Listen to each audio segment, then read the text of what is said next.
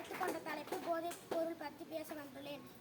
போதைப் பொருள் என்பது ஒரு தனி மனிதனின் உடல் நலத்தையும் மன அழுத்தத்தையும் மட்டுமல்லாமல் குடும்பத்தையும் சமுதாயத்தையும் பாதிக்கும் மிகப்பெரிய தீமையாகும்.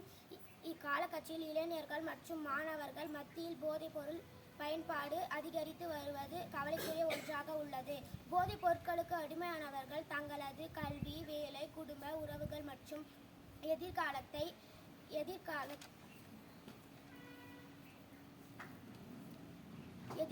இழக்கும் நிலைக்கு தள்ளப்படுகின்றனர். மேலும் குற்ற செயல்கள், வன்முறைகள் மற்றும் சாலை விபத்துக்கள் போன்ற சமூக பிரச்சனைகளுக்கும் இது ஒரு முக்கிய காரணமாக அமைகிறது.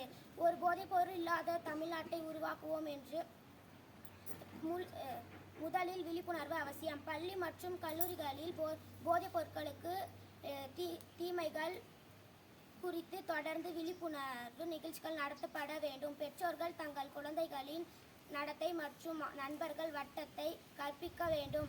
ஆசிரியர்கள் மாணவர்களுக்கு நல்லொழுக்க கல்வியையும் வாழ்க்கை திறன்களையும் ஊக்குவிக்க வேண்டும். இளைஞர்களே ஒரு நாட்டின் எதிர்காலம். அவர்களில் ஆற்றலை விளையாட்டு, கலை, அறிவியல்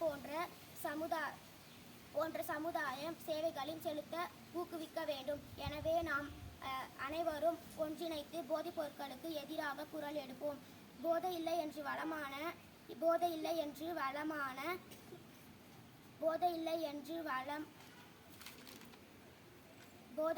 வளமான தமிழ்நாட்டை உருவாக்குவோம் என்று உறுதியுடன் கேட்டுக்கொள்கிறேன். எனக்கு வாய்ப்பு கொடுத்த அனைவருக்கும்